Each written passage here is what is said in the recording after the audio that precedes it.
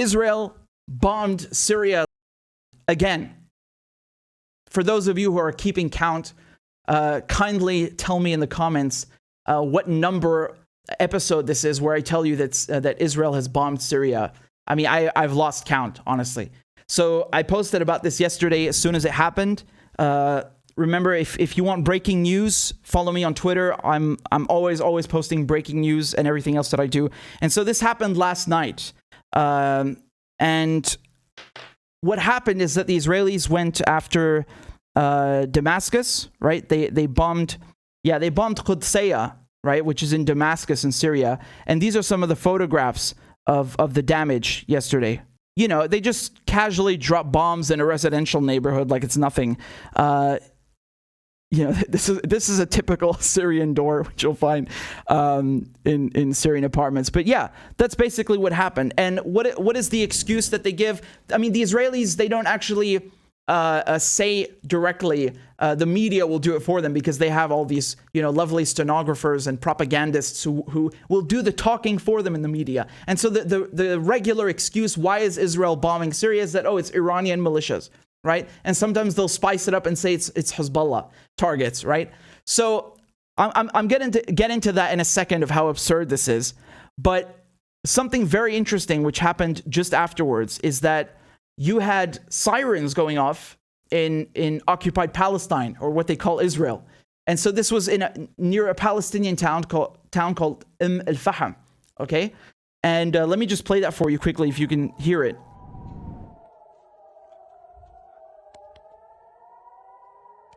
So these are air raid sirens, yep. And so the idea was, well, what's going on? Has Syria hit back? And yes, in a way, because every time the Israelis hit Damascus or hit Syria, they come from the direction of the occupied Golan Heights, and then the surface-to-air missiles, the air batteries of the Syrian army are activated. So they launch SAMs trying to intercept the Israeli planes, and one of these surface-to-air missiles, one of these rockets that was launched by Syria, went into Palestine and exploded mid-air. Now, listen what happened afterwards, right? So just, again, let me summarize this. Israel bombed Syria. Syria launched missiles to try and intercept the jets, okay, in defense. And then Israel went and bombed Syria again for defending itself. Look at this tweet from the Israeli occupation forces on Twitter. They said, quote, in response to the anti-aircraft missile launched from Syria earlier tonight, we just struck surface-to-air missile targets in Syria, including radar and anti-aircraft batteries. Right? So they're basically saying, well, you tried to defend yourself when we bombed you, so we had to come back and bomb you again. Right? like just typical classic oppressor bullshit. You know, it's like, well, this Palestinian threw a brick at us after we bulldozed his house, so we got to kill him now. He's a terrorist. Like this is their fucking logic. If you look at the headlines from the media, right? They don't tell you that Syria was defending itself. They don't make it sound like that. This is from Haaretz. They say Israel strikes Syrian army targets after anti-aircraft missile explodes over Israel. So they make it seem like Syria is the aggressor. You know, like Israel had to defend itself from the Syrian anti-aircraft missile. Why did Syria launch an anti-aircraft missile? Maybe because you were bombing Syria. You know, this is such, really classic oppressor bullshit. It's fucking unbelievable. And I want to explain something to you because last year, I think it was around spring 2021, the exact same thing happened, right? Israel comes and bombs Syria, and then Syria launched a surface-to-air missile in response. And this missile traveled something ridiculous. I think it went 200 kilometers and exploded. It landed near Dimona. Now, Dimona is very important. You need to understand what Dimona is. This is where Israel has developed nuclear weapons. So, you know, Israel has nuclear weapons. Israel has refused to sign the Nuclear Non-Proliferation Treaty. It developed these nuclear weapons in secret, and it has an undeclared nuclear arsenal. And this is one of its key nuclear facilities. And this, again, I'm telling you that Syria was defending itself. It launched the SAM, the surface-to-air missile, and it was chasing an Israeli jet. Doesn't matter. Maybe it just took an errant course. In any case, This Syrian missile landed very close, just a few kilometers from Dimona. Do I need to explain to you what kind of disaster would have happened if that missile had struck the nuclear facility? You know what happened in Chernobyl, right? Now, I don't know if it would have been exactly much worse or a little bit less worse. That's not good. It's not good, obviously. And do you think the Israelis learn anything from this? That they nearly had a nuclear accident because they keep bombing Syria every week? It's not Syria's fault. Syria's just defending itself. If the missile goes towards Dimona, that's the Israelis' fault. Because if you wouldn't bomb Syria, Syria wouldn't launch any anti-aircraft missiles. It's that simple. And they nearly had a nuclear accident. I mean, this is a catastrophe, right? You have to understand something.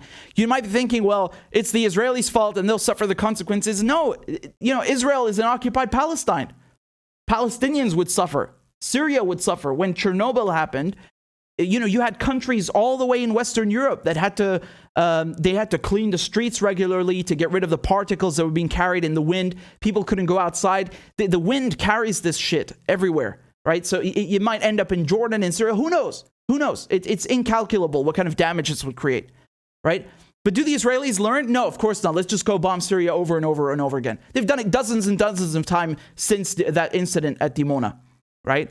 And so this is such a messed up, stupid argument that they try to make that, well, Israel is defending itself.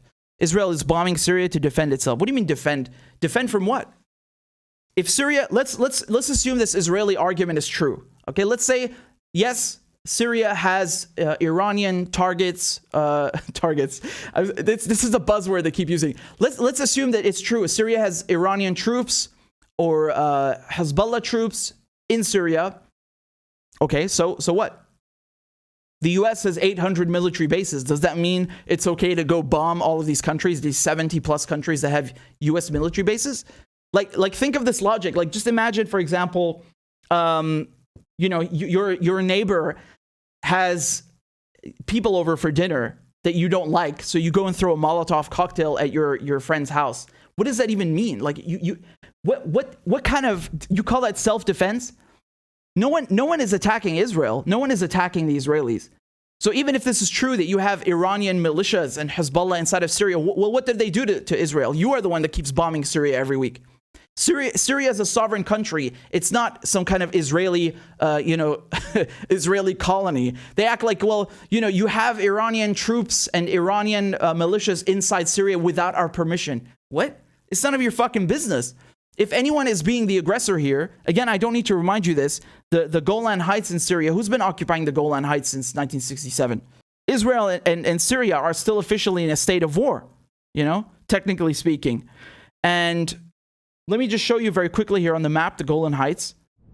Israel is still occupying this since 1967. The Golan Heights are extremely precious. It's right on this, it's a strategic vantage point. It's rich in oil and water, and then they go and build ski resorts on there. Like this is, again, they're so fucking arrogant. They go and build ski resorts on land that they stole. Literally every single country in the world has said that this is illegal. Like the United Nations Security Council passed numerous resolutions, all saying you need to get out of the Golan Heights. And it's just Donald Trump, starting from Donald Trump, that the U.S. recognized it as Israeli. Like they're so, it's Trump. What am I supposed to say?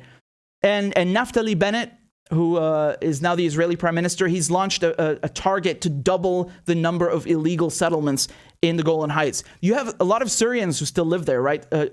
Druze also.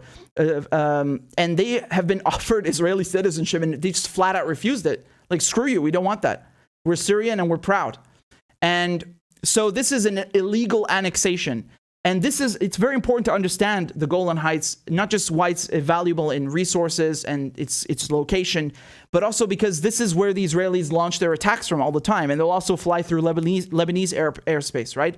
So, if anyone is the aggressor here, it's Israel. Israel is illegally occupying Syria, stealing its resources, annexing its land.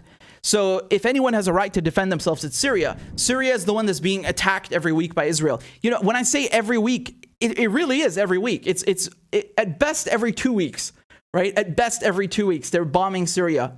And the Israelis have admitted that they've done this hundreds of times. And this was a couple of years ago. I think this was in like 2016 or 2018 when they said that. So just imagine how many times since then. It's probably in the thousands now. And we know, of course, that the Israelis were working with Al-Qaeda. And again, that's not some kind of like, well, we think they're working with Al-Qaeda. No. They literally admitted that on television, that they were helping Al-Qaeda fighters because they hate the Syrian government and they want to, it's like the enemy of my enemy is my friend, right? So that's the kind of logic they've been using. So they bomb Syria every week. They annex its land. They help Al-Qaeda. They work with terrorists to attack Syria. And then they claim that they're the victims and they're defending themselves. Really, again, you really have to be a special kind of fucking idiot to have this kind of logic. And it's just the same shit they do with the Palestinians. They attack them, they kill them, they bomb them, and then they claim they're the victims. Israel is always the victim. Israel is always correct, and everyone else is wrong, and an anti-Semite and a terrorist, blah, blah, blah, blah, blah, right? It's vile. It's vile. And they killed a Syrian soldier last night. And they've done this numerous times already, right? So I can tell you, just in the last year, they've killed a number of Syrian soldiers that were killed, for example, manning anti-aircraft batteries, So when we... For those of you who are not familiar with the military lingo, an anti-aircraft battery is where they launch. It's a military installation where they launch surface-to-air missiles. Or this is who was killed yesterday. This Syrian soldier, right? They killed him, the Israelis, last night after bombing Syria for defending itself, right? Faiz Mansour, another young man senselessly murdered in this morning's Israel attack on Damascus, Syria. If Israel bombs you, you better not defend yourself because then they'll come back and bomb you again. Typical like abuser, oppressor bullshit. It's so vile and no one cares. Like this stuff doesn't even register on the evening news. If you asked most people on earth, they have no clue that this is happening. It's just normal now. It's like whatever, fuck Syria. Israel is cool. Yeah, let's just keep sending weapons. And this is what's so incredible. You have these like these shit libs and these boutique leftists who come and like want to slobber and lick the squad's ass. The squad funded this. Remember that. Never forget this, right? And to this day, I still don't understand how literally no one else talked about this. That Ilhan Omar voted to give Israel the annual military aid that they get, right? The 3.8 billion. Again, that's separate from the Iron Dome, that they had this additional 1 billion. And then that one, AOC, she abstained, right? Like she's too much of a coward to say, no, we're not giving you this money, which you use to kill Palestinians. And Iron Dome is defensive. Yeah, on whose land is the Iron Dome? It's on stolen Palestinian land. But in this case, these Israeli jets, the payloads that they're using, the bombs, the munitions, it's all American. It's all paid for by Americans, right? With American tax dollars. And this is the kind of shit that the Democrats fund and the Republicans fund, right? So it's the same thing either way. If you're outside of the United States, if you're on the receiving end of Israel's aggression, what does that mean? Democrat, Republican, quad? What is this bullshit? It makes no difference. Zero. And it's not just Ilhan Omar. Right? Who else was in that vote? I documented all of this. I've talked about it on the channel. I literally showed you every single individual vote. I think it was Ilhan Omar, Ayanna Pressley, Jamal Bowman, of course. So that was surprising, wasn't it? Ilhan Omar, after they attacked her so much, right? She's helping Israel to bomb Syria and kill Palestinians. Great job. Very, very human rightsy of you. Very humane. Yeah, very, very progressive. Wonderful. Well done. I feel shit about what they're doing and repetitive. I feel like it's almost, it's mundane to talk about it, but we have to talk about it because no one else will. Even those who are supposedly, on the left and talking about Israel. I feel like, it's so repetitive that no one wants to talk about it. But that's the thing. It's not my fault that they keep committing the same crimes. I'm just reporting on it. This thing with Dimona, the incident with Dimona, where that Syrian anti-aircraft missile almost landed at an Israeli nuclear reactor. Like, dude, one day the Israelis are going to shoot themselves in the foot like that. And it's not just them who are going to suffer, it's everyone around. Because if you have a nuclear accident, Syrians will suffer, Palestinians will suffer. Everyone who is near the occupied territories is at risk of suffering. And these kind of catastrophic accidents, because they want to continue attacking Syria and continue their aggression against Syria, to keep Syria in chaos. That's the goal. You need to understand what the goal is here. Because I keep telling you, I keep reporting on this, they're doing it almost every week. Why are they doing this? Because Syria is in a state of chaos right now. You know, it's been split into 4 parts. You got the Americans and the Kurds to the east occupying the oil. You got Turkey and all these jihadists in the north in Idlib, and the Israelis in the south in the Golan Heights. And they want to keep Syria in chaos so it can't get up on its feet again, you know?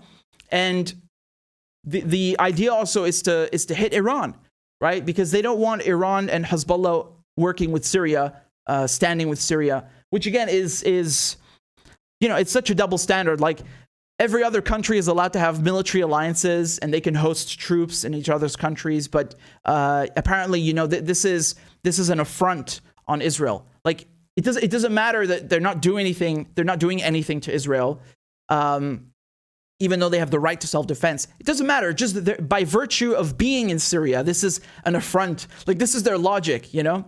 They think that's self-defense. And this really is similar to the Bush doctrine, you know, the George Bush doctrine, where it's all about preemptive strikes, and we're going to attack this person even though they haven't done anything, because we think, and we're going to lie about them intending to do something, right? This is the same kind of logic. And then they think that, you know, they're a democracy and they respect international law. It's all garbage. They don't respect anything. They don't respect anyone.